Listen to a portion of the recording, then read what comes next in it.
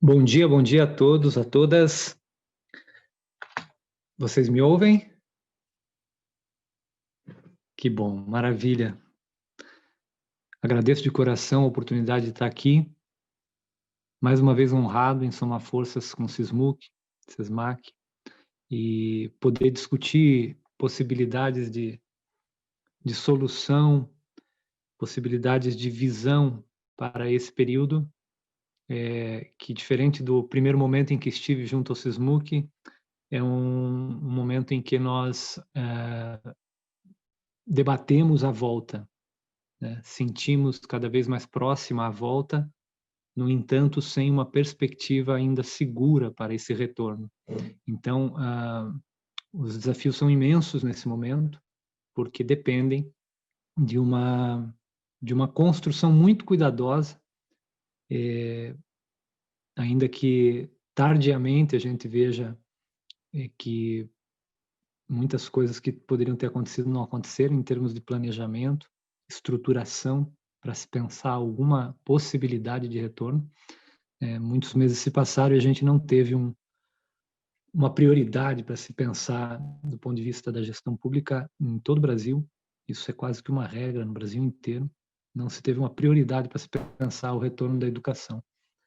Setor sensível, setor essencial, fundamental, que impacta a condição básica da existência. No caso do Brasil, a educação não passa apenas pela formação intelectual, cognitiva dos estudantes, mas a função que a escola exerce aqui no Brasil é bastante ampla e ultrapassa as razões pedagógicas e o sentido pedagógico da escola, indo muito além dele, servindo como a escola servindo então como um equipamento que também atua na promoção social, né? na nutrição, no combate à violência, muitas vezes, no desenvolvimento emocional das crianças, né? Na formação de vínculos afetivos, de uma maneira muito intensa. Então, a escola acaba sendo realmente, no Brasil, um equipamento essencial, dos mais essenciais, né? E a gente viu que não foi tratado como tal nesses tempos todos, né? Há uma pressão imensa para o retorno e não há uma construção e investimento suficiente, longe disso, para que se possa ter um retorno ou se pensar em algum tipo de retorno voltado a minimizar as condições de degradação social que muitas famílias estão vivendo, muitas crianças estão vivendo. Então, a escola não está cumprindo, obviamente, com a sua função pedagógica, né, na sua plenitude, até certo ponto, a depender do caso a caso está, porque professores estão se desdobrando, porque pais e mães também estão se desdobrando com as aulas em vídeo e ajudando seus filhos. Até certo ponto isso acontece, né? Então, o pedagógico não está em sua plenitude e tampouco o lado mais amplo da escola, que é esse lado social, socializador também, não chega nem perto do que representa em uma situação normal. Então, é um momento muito delicado e eu quero trazer para vocês aqui alguma contribuição no sentido da gente também começar a se preparar para um debate mais intenso nesse momento, uma reflexividade mais intensa nesse momento e reconhecendo as diferentes necessidades e frentes de pressão que hoje a escola, e passada a eleição, sobretudo, que hoje a escola sofre, né? Então, eu quero começar aqui compartilhando com vocês a minha tela aqui, para que a gente tenha... Deixa eu ver se eu estou com áudio, porque a gente tem acesso juntos a algumas imagens, algumas sínteses que eu trouxe, preparei para que a gente se inspire nesse momento, e essa manhã, então, seja uma manhã em que a gente possa acrescentar à nossa visão alguns elementos aí. Nós teremos, então, um momento mais focado na educação infantil, na primeira etapa. Faremos um pequeno intervalo para dar uma esticadinha ali pelas 10 horas, 10h10, retomamos com um foco daí no ensino fundamental, pensando as crianças maiores, pensando também o trabalho de inspetores, tão fundamental, e que na possibilidade de um retorno se torna muito especial, né? O trabalho dos inspetores, o trabalho das equipes do administrativo também. Então, vamos olhar também para esse universo na segunda etapa. Muito bem. Deixa eu abrir aqui a tela maior. Aqui eu trouxe como tema, a pedido do SISMUC, a questão da ludicidade, para que a gente pudesse olhar para a criança, olhar para esse acolhimento, nos aproximar disso que parece estar tão distante, ainda que muitos de nós tenhamos crianças em casa, mas a gente se distanciou profundamente daquele ambiente fervoroso, caudaloso, inquieto, dinâmico, que é o ambiente da escola, o ambiente dos corredores, dos pátios, do vai e vem das salas de aula, dos ruídos, dos problemas pipocando o tempo inteiro, da criatividade da criança, da surpresa que acontece, né? Você vira a cabeça para o lado, você se depara com a surpresa o tempo todo no ambiente escolar. Não se estabelece com muita facilidade uma rotina que possa realmente ser reconhecida na repetição, né? Cada dia é uma coisa completamente diferente da outra, né? Então nós estamos distanciados desse calor todo, e aí eu proponho que a gente pense pelo ponto de vista da afetividade, pensar a ludicidade, o espírito lúdico, essa abertura para aquilo que está por acontecer, porque o que caracteriza o lúdico é justamente um estado de abertura para o que está por acontecer. Reparem as crianças, quando estão entre elas, neste intuito lúdico, né, de descoberta, como há uma abertura, ela vai na direção das propostas que se anunciam através dos outros, através dos objetos, através dos acontecimentos, através das próprias memórias dela, né, que ela traz do dia anterior, de algo que viu na TV, de algo que viu na rua. Então, é um fluir ininterrupto, um movimento interno ininterrupto que caracteriza esse estado lúdico, esse espírito lúdico, e que tem a ver com uma afetividade, tem a ver com essa possibilidade de ser afetado por aquilo que nos circunda. A circunstância, o que é a circunstância? Né? É aquilo que está no círculo à nossa volta neste instante, instância, circunstância, aquilo que está à nossa volta no nosso círculo em determinado instante. Essa capacidade de percepção daquilo que está nas circunstâncias, no círculo à nossa volta, num dado instante, esse estado de presença, de resposta imediata àquilo que está ali acontecendo, uma conexão com o acontecimento imediato, isso tem a ver com a afetividade.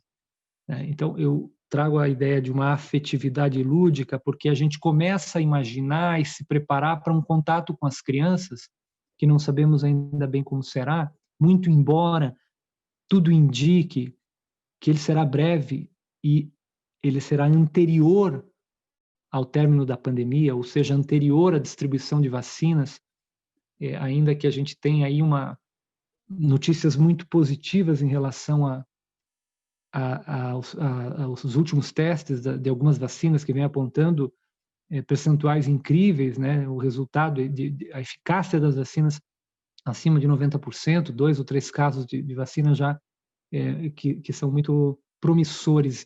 Ainda assim, nós teremos, na melhor das situações, um início de vacinação nos primeiros meses do ano que vem, se tudo for se formos muito otimistas, vamos dizer assim, e o que significa pensar que ao longo dos primeiros meses, então, e primeiro semestre, nós teremos uma vacinação que será muito mais direcionada aos grupos de risco, né, e não tanto a média da população e muito menos as crianças, né? As crianças possivelmente ficarão por último e será mais ao fim do ano, ou até dizem muitos especialistas que ficará para 2022. Ou seja, nós estamos tendo que lidar com a situação de que nós voltaremos ainda que as crianças não estejam vacinadas. Tudo indica e tudo leva a crer que isso venha a acontecer. E se isso venha a acontecer, é preciso que nós nos posicionemos em relação a como isso vai acontecer, né? De que modo isso pode acontecer sem que isso não afete e não provoque riscos à saúde de todos nós, profissionais da educação, e de nossas famílias e da sociedade como um todo, porque o setor educacional envolve deslocamentos diários de milhares de pessoas em todas as cidades e uma série de outras formas de contato social que em nenhum outro setor da vida econômica ou da vida prática objetiva se dá. O tipo de contato físico e aproximação que se tem numa escola é ímpar, singular e não acontece em outros lugares, a não ser, por exemplo, se formos pegar assim outro exemplo disso, quando a gente vê os bares à noite, né? Os bares à noite em que as pessoas não estão mais nem usando máscara em muitos lugares do Brasil, inclusive em Curitiba, né? Ficam a noite inteira sem máscara. Garçons já estão deixando de usar máscara em bares à noite, isso tem aparecido.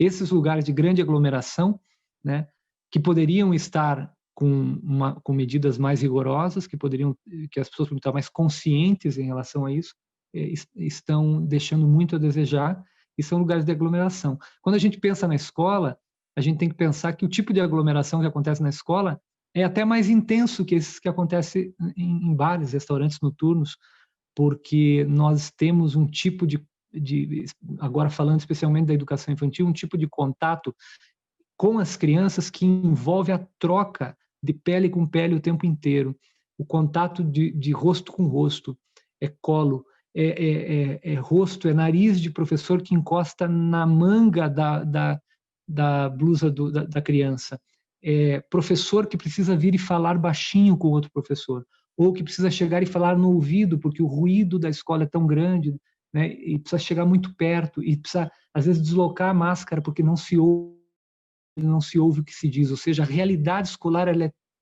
é tão complexa e é tão necessária a aproximação que a gente precisa fazer um movimento de conscientizar as pessoas para que entendam que não se trata de uma resistência ao trabalho, como muita gente tem dito aí, não se trata de uma resistência ao trabalho, não se trata de um comodismo, uma acomodação.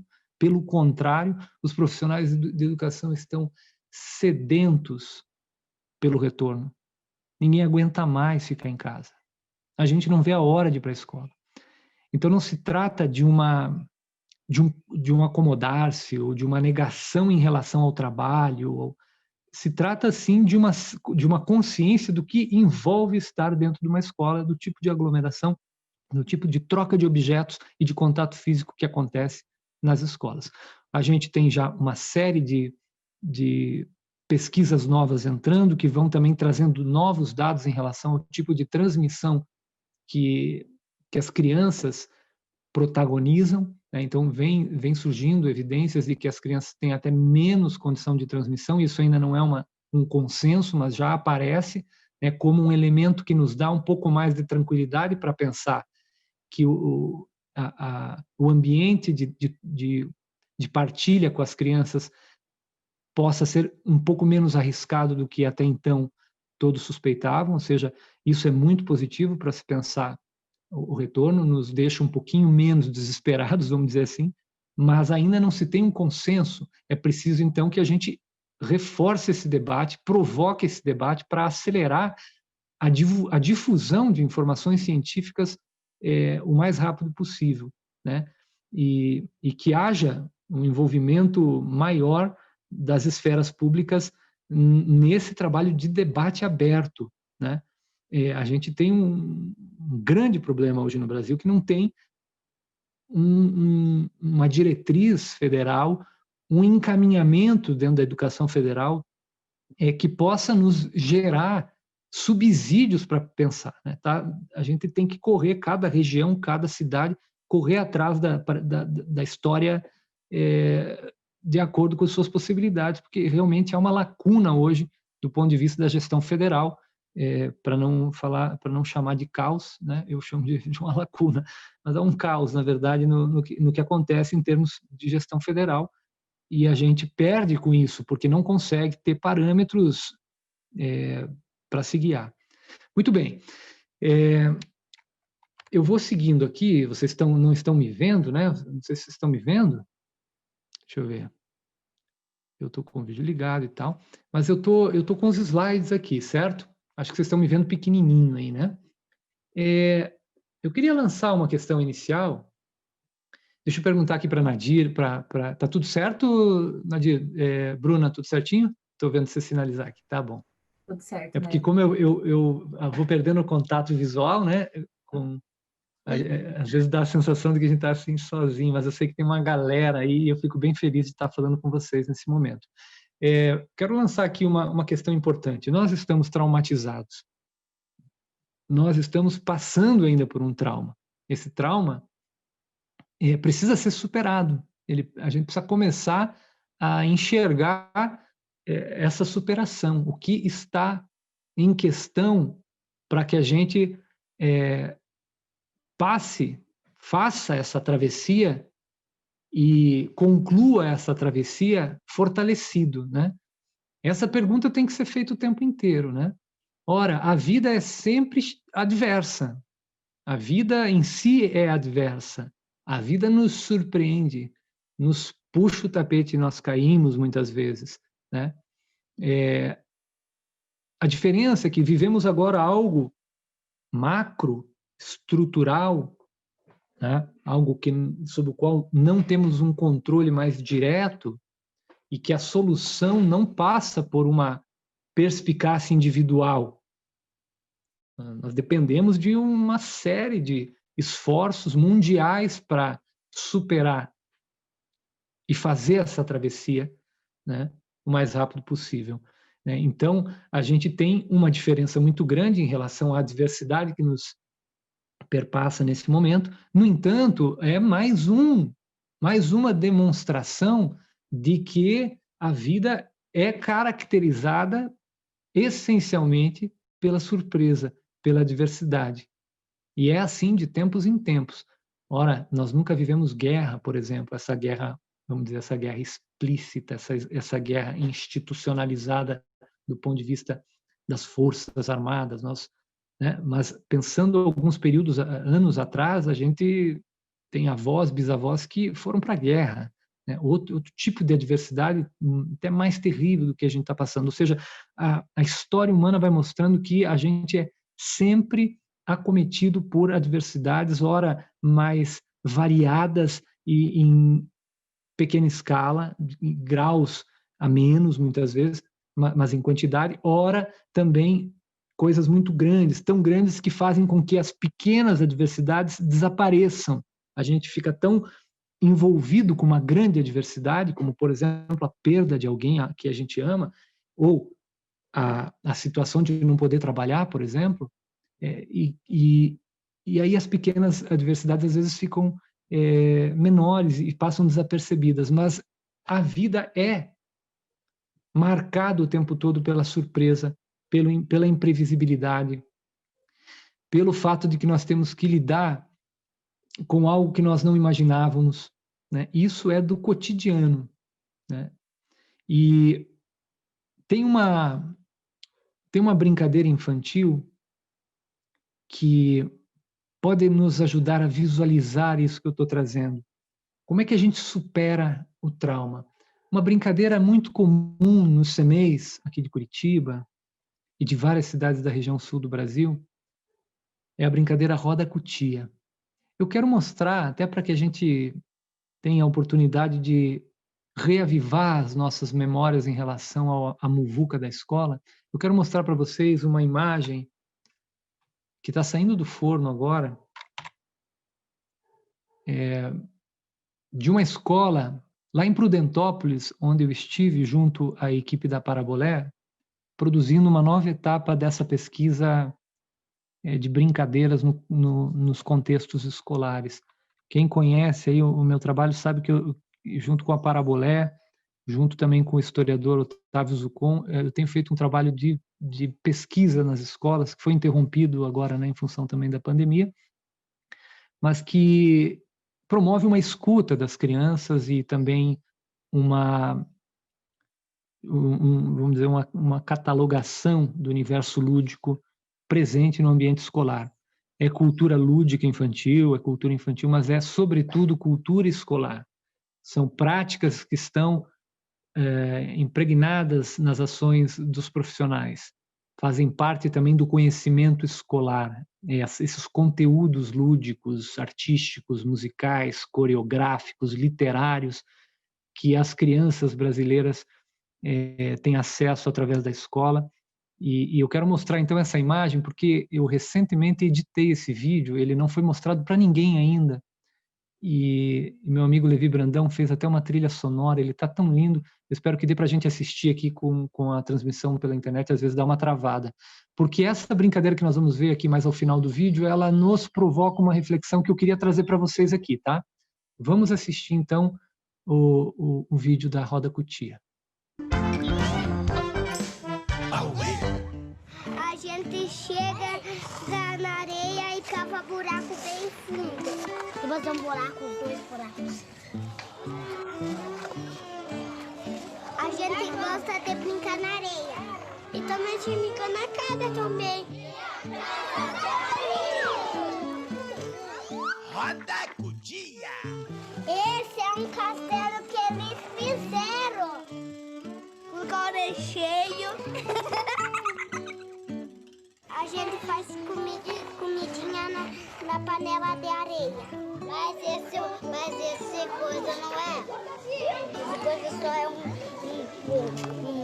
coisa para. Eles fizeram esses castelos, sabe por quê? Para eles morar. Coloca os hominhos lá dentro da casa. A casa levanta. A casa cai. Tá, a roda cutia deixa todo mundo cair, então. Sim, eu lembro da Roda Cutia, o galo cantou e piloto, lembra? Roda Cutia, piloto de dia. O galo cantou, a casa caída aí. Todo mundo cai e depois levanta.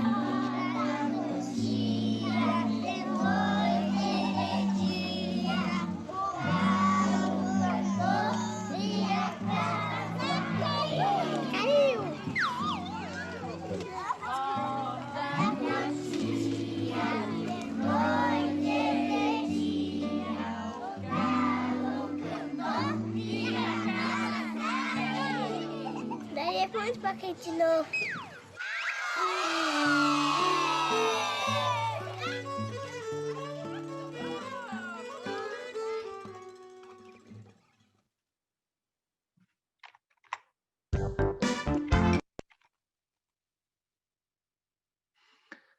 Muito bem. Essa é uma escola ucraniana, numa comunidade ucraniana, lá em Prudentópolis. Esse projeto chamado AUE tem essa característica de, a cada nova etapa, nós vamos para um contexto social diferenciado.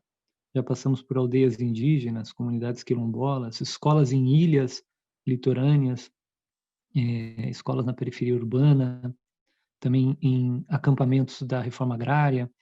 E assim a gente vai descobrindo esse Brasil através das crianças, das produções das crianças e também dos modos como as escolas gerenciam, né, o fazer, o lazer, né, a organização também dos pátios, essa vida pulsante nas escolas que está completamente ligada ao universo curricular, obviamente, isso é currículo também, isso é conteúdo escolar, é conhecimento escolar, mas vai além do programático, vai além da meta, do número, vai além daquela prova, né? obsessão, muitas vezes, pelo resultado padronizado, pelo resultado que se reverte numa nota, né? Ou num índice, né? É a vida pulsando e a riqueza da educação brasileira que se traduz através das práticas e que pode ser lida, interpretada e mensurada também de uma maneira mais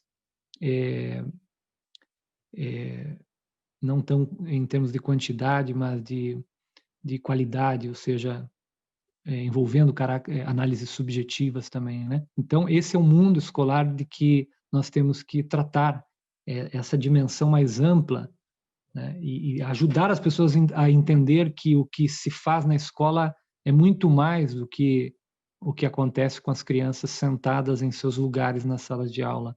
Se nós vamos para a educação infantil, essa ideia de sentar no seu lugar, né, e esperar o adulto sabedor orientar, isso não acontece.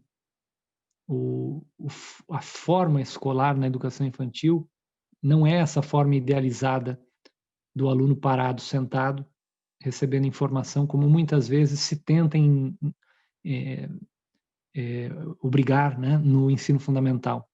E se consegue muitas vezes, né, com muito custo, com muita perda subjetiva no ensino fundamental, se plantam as crianças em carteiras durante horas e, através de diferentes estratégias de disciplina, muitas vezes se consegue fazer com que elas fiquem ali interrompidas em seu desejo, né, cerceadas em sua criatividade.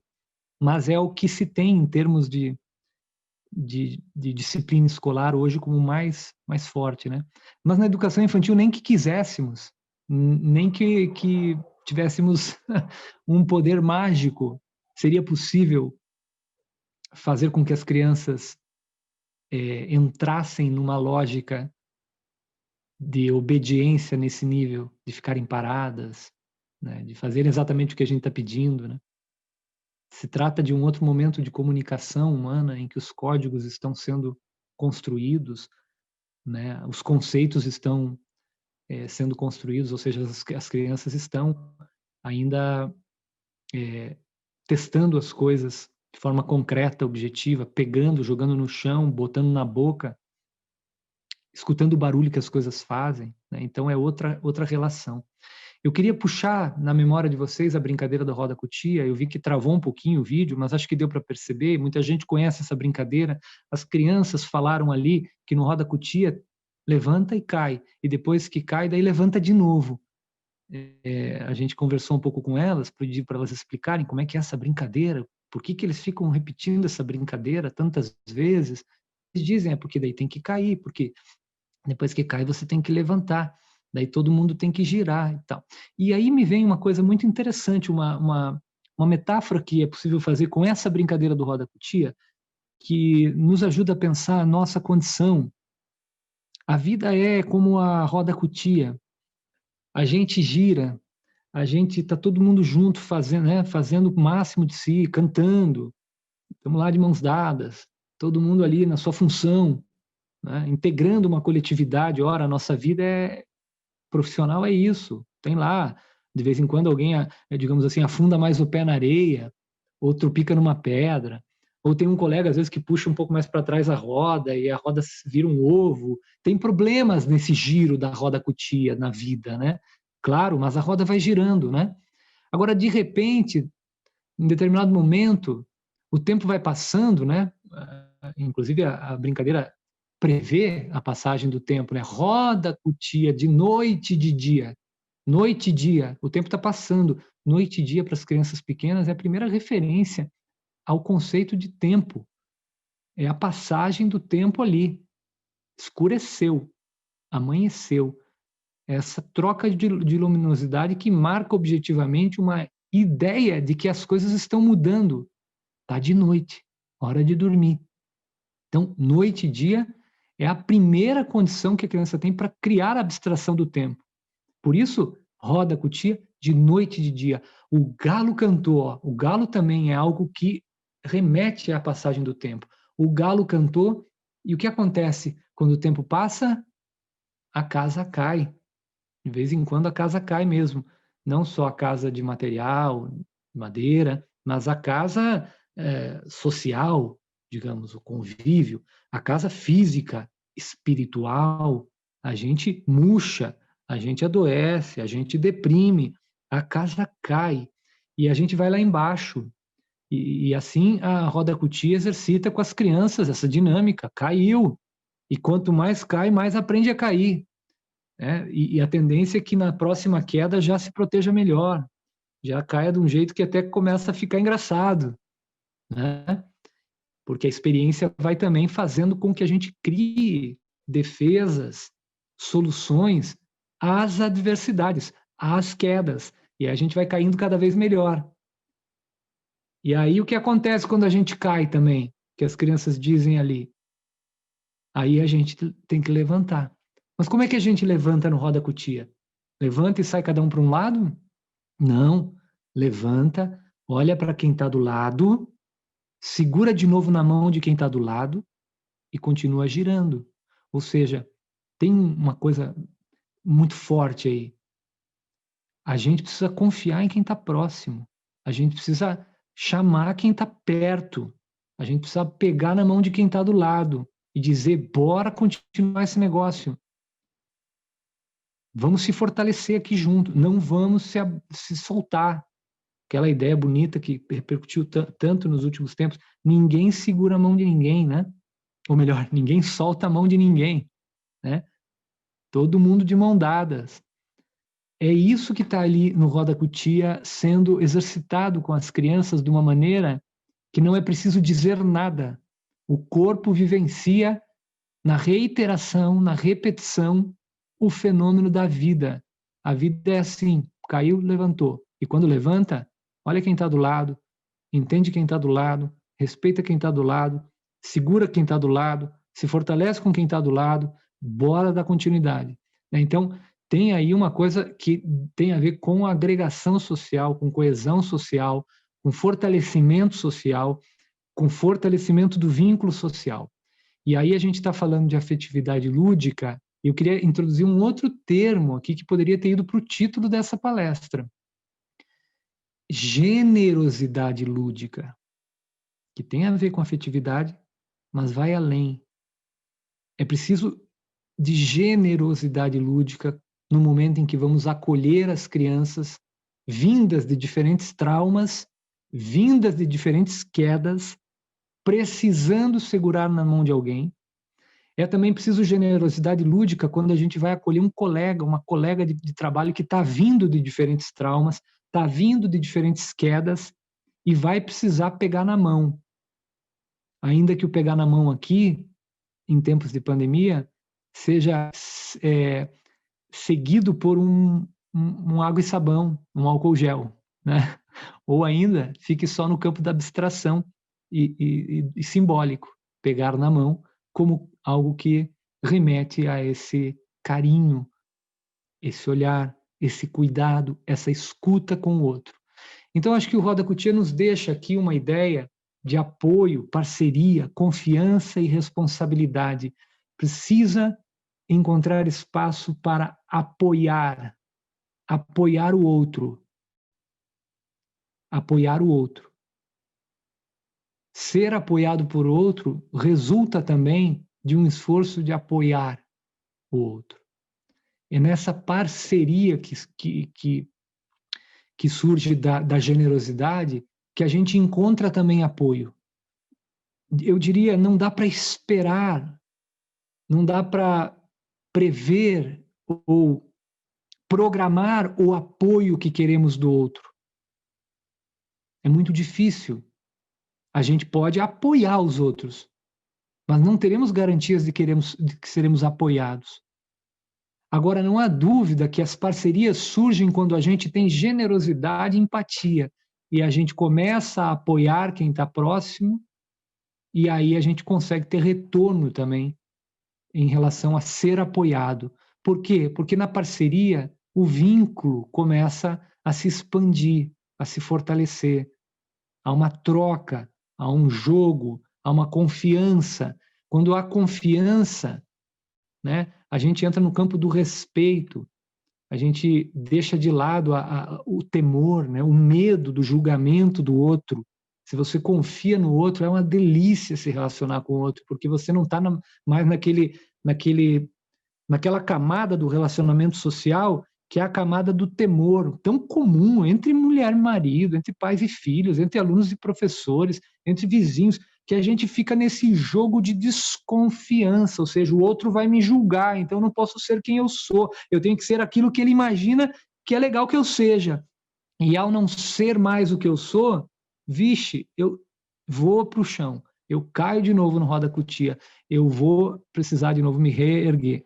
Então, é preciso buscar essa confiança, porque a confiança, veja que ela é um termo, né, que está falando de uma amarra, de uma coisa que se entrelaça, eu confio, eu estabeleço um elo, né? A confiança me dá uma garantia para eu deslizar e me soltar, para que eu possa, então, ficar livre, ou seja, eu posso ser quem eu sou no momento em que eu estabeleço confiança com o outro, eu tenho a confiança do outro, eu dou a confiança ao outro, né? Então, eu posso ser quem eu sou. E quando a gente é quem a gente é de fato e para de dar respostas ao desejo do outro, que muitas vezes nada tem a ver com o que eu sou, quando a gente, então, é o que é, a gente vai além. Como é que dizia o Paulo Leminski? Ele ele escrevia isso, né? É um poema, uma parte de um poema dele. Isso de ser exatamente aquilo que se é, ainda vai nos levar além, né? E aí, na confiança, você é o que é, mas você também é o que é na responsabilidade, ou seja, porque você está na relação com o outro, ou seja, tem coisas de mim que eu preciso estabelecer limites, porque eu sei que eu entro num jogo de confiança com o outro em que eu preciso dosar o eu, aquilo que eu quero, aquilo que eu gostaria que acontecesse nesse momento. Eu preciso controlar também um pouco isso, mas controlar entendendo como isso funciona em mim e fazendo com que isso siga em mim, né? Para que eu possa, né, aos poucos, expressar isso, fazer com que isso aconteça, mas com responsabilidade. Então, a gente está diante desses 4 termos: apoio, parceria, confiança, responsabilidade. Anotem isso, pensem sobre isso. O retorno às escolas é um retorno que precisa ser marcado por apoio na parceria e confiança na responsabilidade. A gente vai ter que fazer isso o tempo inteiro, seja diante das crianças, com as crianças, para as crianças, seja com os colegas, para os colegas, diante dos colegas. Mais do que em tempos de calmaria, é nos tempos de crise e de conflitos que podemos captar melhor o funcionamento das finalidades atribuídas à escola. Eu acho que esse é um momento privilegiado para a gente reforçar o sentido da escola. Um sentido mais abrangente, que vai para além do resultado pedagógico, que vai para além do desenvolvimento cognitivo, que adentra o mundo social, que impacta a comunidade, que impacta a vizinhança, que dialoga com as famílias, que absorve pressões vindas de todo lado, dialoga com elas. A finalidade da escola tem caráter muito mais do que o desdobramento tecnicista que vem sendo dado à educação nos tempos atuais, né, essa lógica mecanicista da educação. O funcionamento real das finalidades da escola é, na verdade, um potencializar da cultura local, a cultura que é marcada pelo conhecimento escolar, obviamente, pelo currículo, pelos conteúdos, mas é também marcada pelas expectativas e projetos pessoais das pessoas que habitam a escola, diretores, pedagogos, professores, inspetores, administrativos, pessoal da limpeza, motoristas, seguranças, crianças, familiares, vizinhos. A escola é o trânsito dessas expectativas e a gerência também dessas expectativas. Ora, são 49 milhões de crianças em idade escolar no Brasil, quase 40 milhões em escola pública. um caldeirão de diversidade, origens as mais diversas, numa única escola, num único bairro, de uma única cidade do Brasil, entram diferentes religiões, diferentes perspectivas políticas, diferentes formas de interpretar a existência, diferentes perfis econômicos, né? Há milhares de escolas no Brasil, 190 mil, mais ou menos, né? 120 mil dessas escolas são públicas, ou seja, de fato, universo público variado, em que há múltiplas camadas sociais habitando a escola, não que na particular não haja, mas a estratificação é um pouco menor, obviamente, por fatores econômicos, né? Você tem esse condicionante econômico que faz com que fique mais limitada a estratificação social, ou seja, a escola pública é mais diversa, né? Ela é muito mais complexa, obviamente, né? O que a gente tem na escola pública também, quando a gente pensa em termos de pandemia, é que a gente lida com um fator de risco que vai além, mas não desconsidera, obviamente, os fatores de riscos que são os mais evidentes no caso da pandemia, né? Vamos pensar as pessoas que têm comorbidades, são obesas, diabéticas, hipertensas, né? O que a gente tem na pandemia é o escancarar de um outro fator de risco, que é a pobreza, porque a escola pública revela a pobreza todo dia. Professores, profissionais de escolas públicas conhecem a pobreza no Brasil. Muitos, direi, conhecem a miséria no Brasil. Convivem com crianças em extrema situação de vulnerabilidade, que encontram na escola, né, o acolhimento, muitas vezes, para a sobrevivência, a alimentação, né, a proteção, né? Então, a gente vê escancarar-se a desigualdade agora de um jeito muito, muito incomum, né, em função do que a pandemia nos trouxe, né? Essa é uma conversa que já surgiu no início da pandemia, mas que deve ser retomada, né, para que a gente não pare de debater a desigualdade social, porque a pandemia é uma oportunidade para ajudar as pessoas a entender que o que fundamenta a sociedade brasileira, o que estrutura a sociedade brasileira é justamente a desigualdade social. Ela é fundada na desigualdade. Ela para ser o que é, precisa manter a desigualdade social, o que é um absurdo. E a escola tende a reproduzir as condições de desigualdade se nós, profissionais que habitamos as escolas e fazemos a escola ser o que é, não tivermos claro do que se trata a desigualdade social. Porque quando a gente vê as escolas particulares abrindo, como está acontecendo agora, né, isso é mais um fator de desigualdade social, porque o setor público não poderá abrir, pelo menos não poderá abrir como as escolas particulares poderão, com a infraestrutura que as escolas particulares têm, com as condições físicas e de gestão de aparatos, de equipamentos que as escolas particulares têm, com o capital que elas têm de investimento. Então, a gente vê um fator de desigualdade imperativo agora, que é o quê? As escolas particulares retomando as aulas, né?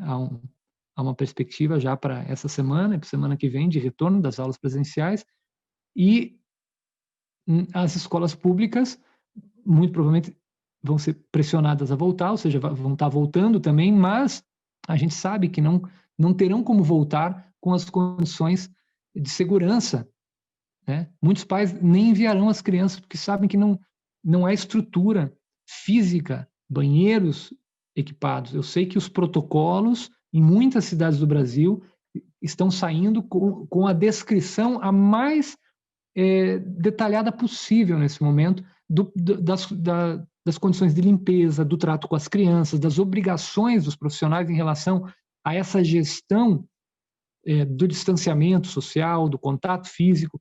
Os protocolos prevêem tudo isso. Eu não tenho dúvida que secretarias de educação do Brasil inteiro, né, apoiadas nas secretarias de saúde, farão os protocolos mais precisos possíveis. Agora, o pouco de protocolo que eu já tive acesso de diferentes cidades, você começa a ler, você conhece o que é o pátio de uma escola, o que é o convívio das crianças, o trânsito nos corredores, a entrada das crianças nos banheiros, né, a quantidade de criança, ainda que nós, digamos assim, respeitemos essa meta de chegar até 50%, muitas cidades estão falando em em progressivamente atender até 50%, mas 50% numa escola de 600 alunos, ou num CMEI de 300 alunos, são muitas crianças juntas, né? Então, ainda que a gente chegue só a 50%, como muitos protocolos prevêem, nós teremos dificuldades gigantescas. Esse processo de chegar a 50% terá de ser, se ele vir a acontecer, muito lento, programado para se expandir, talvez até abril ou maio do ano que vem, e acompanhado de muito investimento estatal para que as escolas tenham condições, primeiro, de aumentar o número de profissionais disponíveis. Será que há disponibilidade política, né, para organizar agora?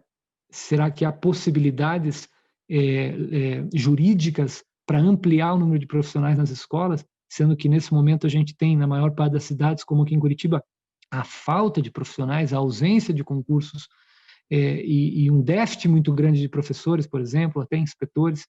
Então, essa discussão vai ter que se intensificar, porque, estamos no limite, as crianças estão, muitas delas, passando necessidades, é terrível a situação, mas é preciso fazer a contrapressão, ou seja, a pressão virar pela abertura e também virar uma pressão na direção contrária, para que haja uma estruturação progressiva e que a escola ganhe estrutura com isso, que a escola seja tratada como esse equipamento essencial da vida em sociedade, e não como um depósito de gente, né, que agora a gente precisa enfiar lá porque não tem mais o que fazer com essas crianças e chegamos no limite, então enfia todo mundo lá.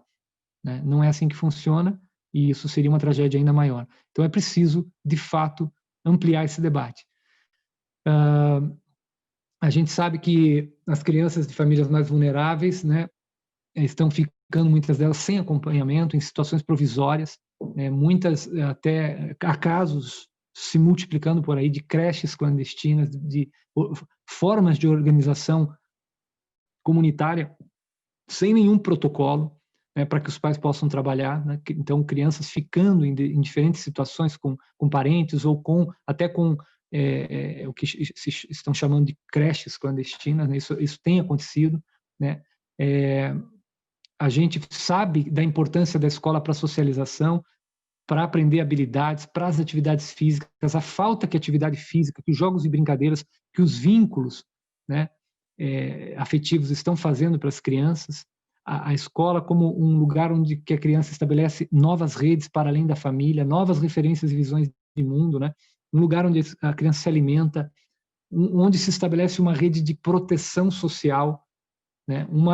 A escola como uma cadeia de vigilância social, uma rede de vigilância social contra violências, ou seja, tudo isso está muito claro para quem é da educação, e é por isso que o debate sobre o retorno é um debate importante, né? E é por isso que professores desejam o retorno, é por isso que representantes de entidades sindicais que representam a classe também entendem a importância do debate do retorno, é por isso que isso está sendo feito com intensidade nesse momento, né?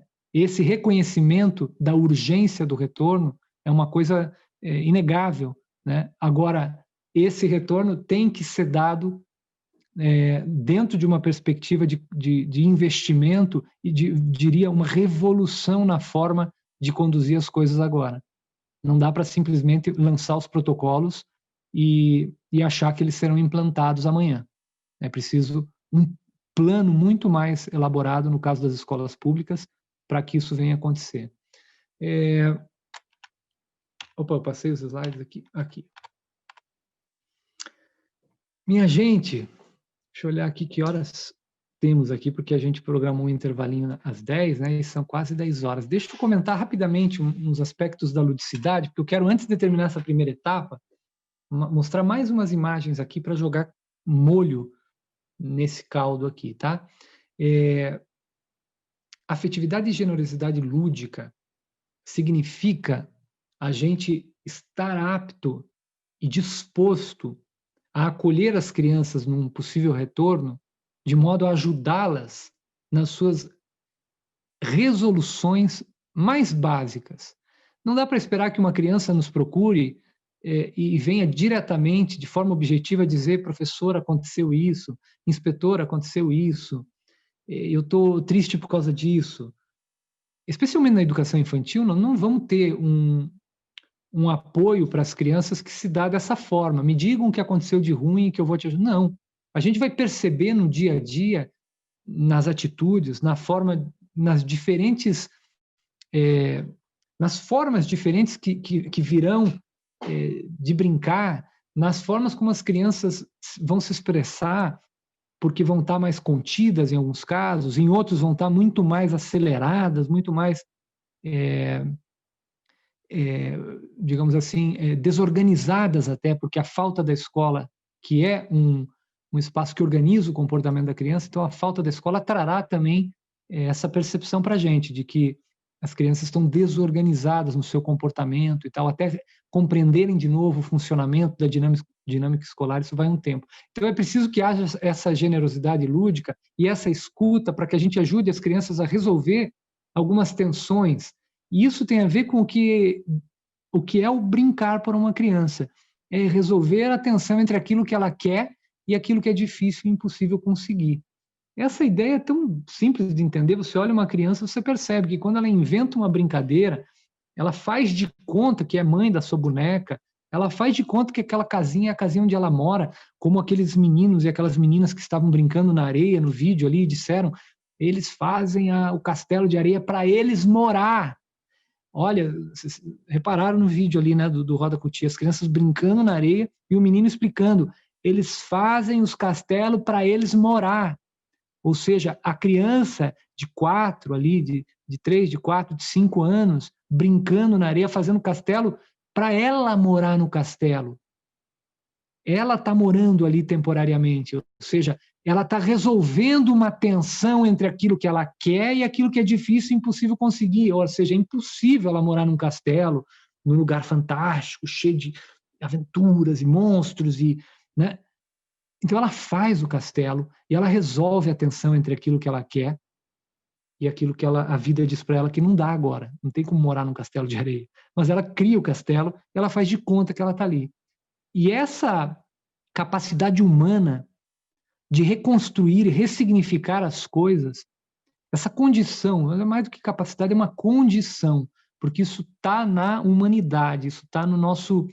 não digo que é natural, porque também depende de uma construção social, porque é no contato com o outro que a gente descobre também como fazer isso acontecer. Mas isso tem a ver com uma condição social, cultural, humana, muito antiga, que é, ao se deparar com as dificuldades, eu busco soluções, mesmo que a solução real para aquilo esteja inalcançável. Eu recrio a realidade. Eu suplanto, eu transpasso, eu transcendo a materialidade e ressignifico aquilo para encontrar um desdobramento e não murchar diante daquilo que é um impasse. Não tem impasse. O impasse é temporário. Não consigo agora, mas eu vou recriar a estrutura para poder dar vazão ao meu desejo e vou criar uma coisa nova e vou seguir fluindo. E vou continuar no movimento da vida. Não vou interromper o movimento da vida porque surgiu um impasse. Eu vou continuar desejando, criando. Né? Esse é o ponto do brincar. É isso que a gente, uma vez entendendo o que acontece nas crianças, a gente começa a perceber na gente. E começa a retomar isso que está na gente, que é essa capacidade de ressignificar cada impasse que nos aparece. Eu diria que boa parte do que nos causa incômodo, ansiedade e até depressão tem a ver com a paralisia diante de um impasse. Não saber ressignificar, congelar na ideia fixa, acreditar de fato que aquilo só se dá daquele jeito. E aí a gente começa a culpar algo externo, o outro, ou a pandemia, ou o sindicato, ou a prefeitura, ou, né? Seja o que for. O impasse, quando ele aparece, ele precisa ser ressignificado para que dê vazão, para que dê movimento, dá trabalho, dá uma luta, dá conflito, mas a gente vai adiante. A gente não paralisa diante dos impasses. Então não tem desculpa, vamos dizer assim, né? A gente tem que dar sequência. E isso é que nos faz bem, isso é que nos tira da depressão, isso é que resolve as ansiedades. É dar sequência. Não que isso seja só alegria e só felicidade, porque é muito esforço. Mas isso nos coloca no movimento e nos tira da paralisia. Ou seja, aquilo que nos amarra lá e que daí nos deprime, nos faz sofrer de fato, fica para trás. Por quê? Porque a gente já criou novas visões sobre a coisa. Quando as crianças brincam, elas fazem isso. Vamos ver as crianças nesse vídeo aqui, ó, para a gente encerrar essa etapa a primeira etapa aí da educação infantil. Vamos ver esse vídeo, que as crianças aqui estão dando vazão a isso. Ora, nenhuma dessas crianças da educação infantil nessa comunidade quilombola que eu vou mostrar para vocês, lá no Vale do Ribeira, nenhuma delas sabe cozinhar. Nenhuma delas arruma, assim, largamente a mesa em casa com os talheres. Nenhuma delas tem essa possibilidade. São pequenas, mal alcançam as coisas que estão no armário, né? Mas desejam esse momento. Querem fazer o seu chá, o seu café, querem reunir as amigas igual as mães fazem, querem conversar, querem também mostrar os seus filhos, contar sobre seus filhos, mostrar para as colegas como elas fazem com seus filhos. Essas crianças querem isso, mas elas podem fazer isso?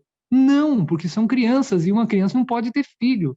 Ou seja, há um impasse nesse momento. E o que a criança faz para resolver o impasse? Ela diz assim, ó, foda-se, eu vou fazer mesmo assim. Eu vou pegar essa boneca aqui, ela vai ser minha filha. Eu vou pegar esse potinho aqui e ela vai ser minha panelinha. Eu vou botar nessa mesa aqui e aqui vai ser a minha sala. E vamos tocar o barco. As crianças inventam e reinventam o mundo o tempo inteiro para dar vazão a essas inquietações. E são felizes por isso. Então vamos dar uma olhadinha nesse vídeo aqui.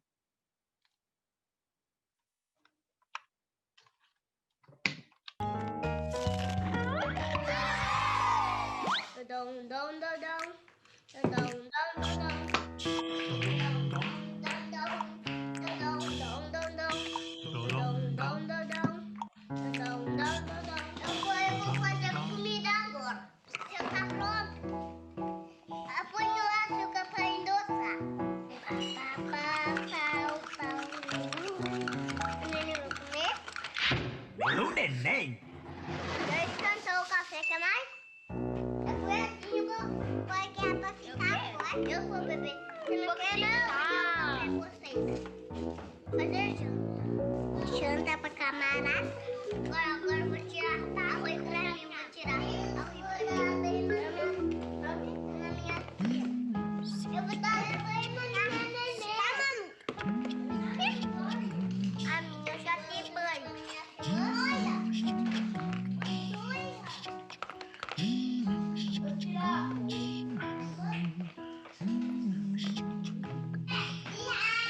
Pronto, já tomei banho. Eu faço uma força pra dormir. A neném tá com café picar. Papai foi na roça. Dormiu. Dormiu? Na neném. Mamãe foi passear. A mamãe foi passear. Dorme, neném. Cacuno que dormir. Dorme, neném não quer dormir. Vê o bicho, vem pegar que não dorme porque não dorme.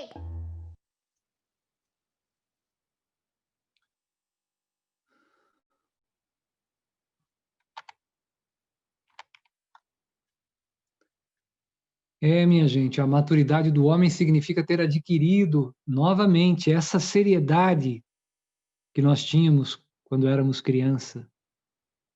Essa seriedade que as meninas demonstram ali para resolver os seus impasses, ou seja, aquilo que muitas vezes não está ao alcance, né, que não caberia a uma criança, não está dentro do rol de possibilidades e funções de uma criança, passa a fazer parte, ou seja, a criança vai na direção do seu desejo, produz uma forma de fazer isso. E você se pergunta, mas por que todos esses brinquedos? O que foi então que fizemos Por que os adultos produzem tanta coisa para as crianças? Justamente por causa desse desejo. Os brinquedos começam a surgir na medida em que vai se entendendo que as crianças produzem os seus próprios brinquedos. Se não tivéssemos panelinhas de plástico, bonecas, as crianças usariam quaisquer objetos para criar essa situação. Isso é facilmente verificável quando a gente está no pátio de um CMEI, numa cancha de areia, e não tem ali brinquedos, e você vê uma criança com um paninho no colo, dizendo que é a neném, cheira o paninho e canta pro paninho, ou uma criança que pega um graveto e sai pilotando o seu avião com um graveto, né? Não tem avião ali, é um pedaço de pau, mas a criança cria o seu brinquedo. E pela força que isso tem, que aos poucos, há muitos e muitos séculos, adultos começaram a produzir brinquedos mais sofisticados para as crianças. Primeiro, para eles próprios, os adultos, porque o brincar no passado era uma coisa que não era estancada na adolescência. O brincar sempre foi uma curtição, né?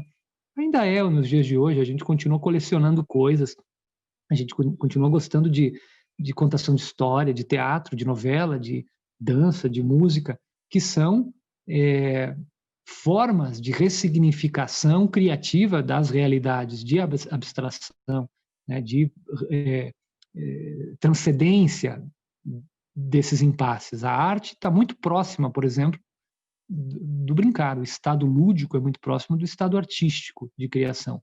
E eu diria até mais, o estado de ato educacional, a ação educacional também está muito próxima do brincar. Poderia se valer mais da mecânica comunicativa do brincar.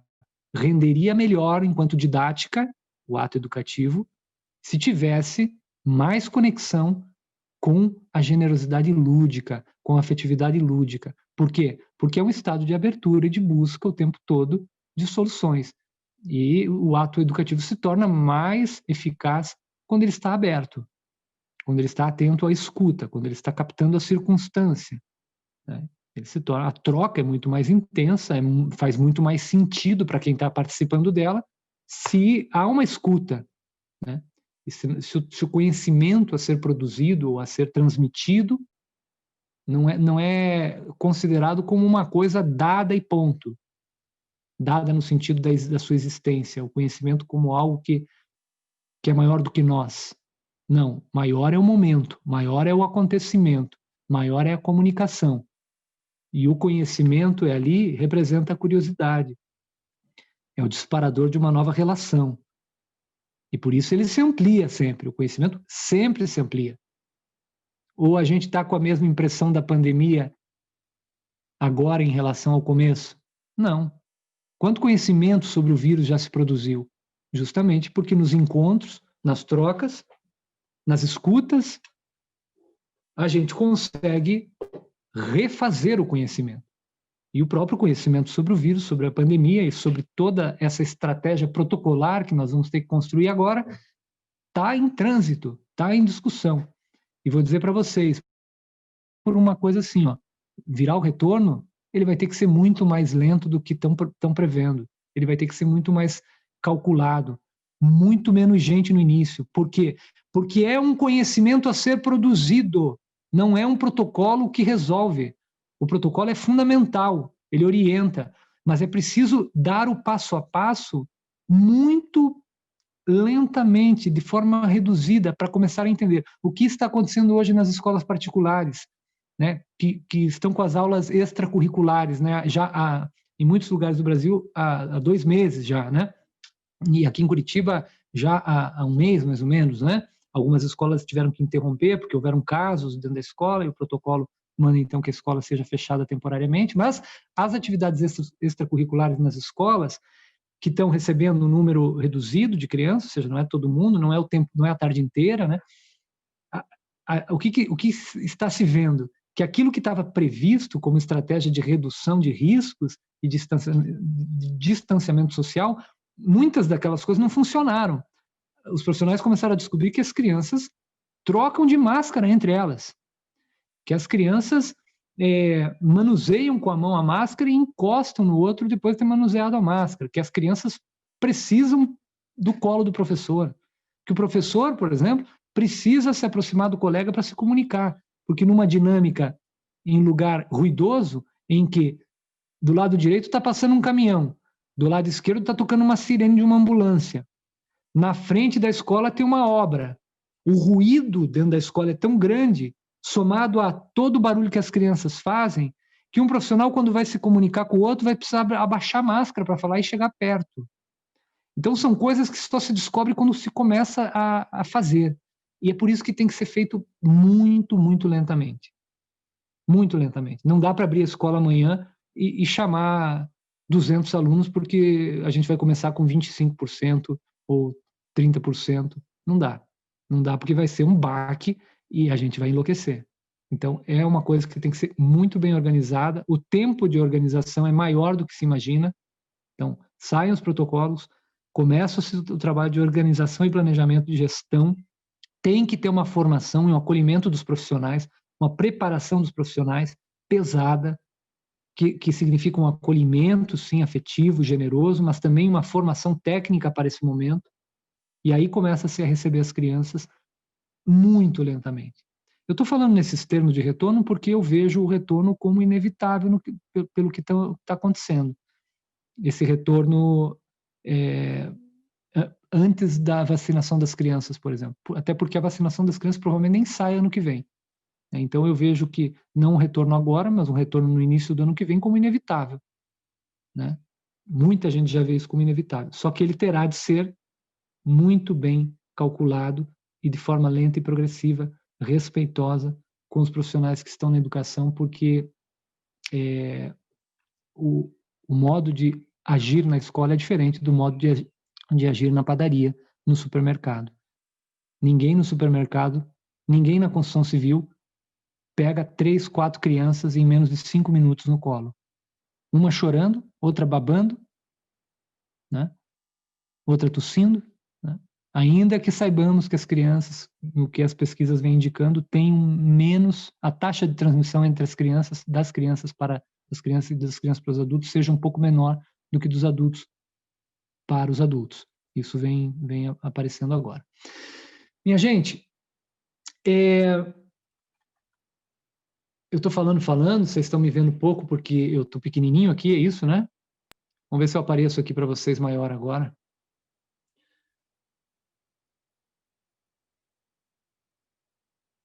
Vocês me veem maior agora? Sim. Agora acho que eu não estou mais compartilhando a tela, né? Então vamos fazer assim, ó. Eu vou chamar agora 5 minutinhos de intervalo para a gente virar para uma contextualização para crianças maiores, daí para o ensino fundamental, falar um pouco do recreio nessa segunda etapa, ok? Sei que tem gente chegando também agora para essa segunda etapa. O que vocês acham? Sim. Seguimos direto aqui ou paramos 5 minutinhos? Uns 10 minutinhos, talvez? Vocês que sabem, eu tô tranquilo. A gente para os 10 minutinhos, aí a gente convida também as professoras, né, que a gente vai falar, focar mais a educação fundamental, né, mas a gente convida todos a continuar com a gente, daqui uns 10 minutinhos a gente volta, né, e vamos falar do recreio, né, e também com os inspetores administrativos. Eu convido todos a voltar daqui uns 10 minutinhos com a gente. Vamos abrir 3 perguntas geral no final daí. Tá. Aos professores que estão aqui, profissionais, gestores, administrativos que estão aqui até agora, na segunda etapa, eu não vou repetir a primeira, eu vou trazer outras coisas, outras questões, né, que tem relação com o que a gente está falando, mas fiquem à vontade de acompanhar a gente até o final, porque tem bastante reflexão aqui para essa segunda etapa, tá bom?